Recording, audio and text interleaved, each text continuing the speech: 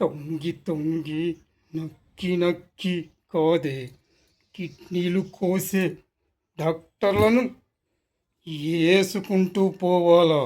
ఎదురొచ్చిన ప్రతి ఒక్కరిని ఏసుకుంటూ పోవాలా? అర్థమయ్యిందా? ఒక్కొక్కడిని వీపులపై విస్తిరి చేస్తూ వాతలు పెట్టాలా? అర్థమయ్యిందా? అప్పుడైతే కానీ ఈ డాక్టర్లకు బుద్ధి రాదు. ఏమనుకున్నావు? ఐసీయూలో శవాలకు వైద్యం చేస్తూ వేల కోట్ల రూపాయల్ని ప్రతిరోజు డబ్బులు సంపాదిస్తున్నటువంటి డాక్టర్లపై మనం తిరుగుబాటు చేయాలి. భీమ్, ఈ నక్కల వేట ఎన్నాళ్ళు? కుంభస్థలాన్ని బద్దలు కొడదాం పద. అప్పుడే ఇటువంటి సమస్యకు పరిష్కారం లభిస్తుంది. వీరికి మర్యాదగా చెబితే అర్థం కాదు.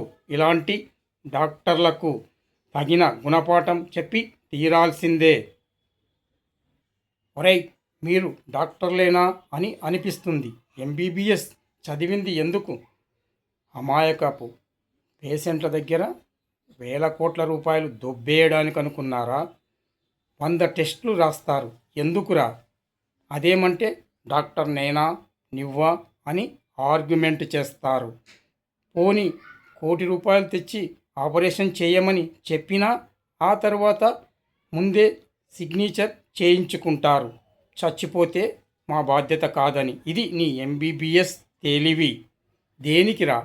పేషెంట్ చచ్చిపోతే చేతులు పైకెత్తి దేవుడు ఉన్నాడు, నేనేం చేయలేను, అంతా దేవుడి చేతిలో ఉంది, నేను మాత్రం సాయశక్తులా ప్రయత్నించాను, ఐఎమ్ సారీ అనే ఒక తొక్కలో మాట చెప్తారు పేషెంట్కు.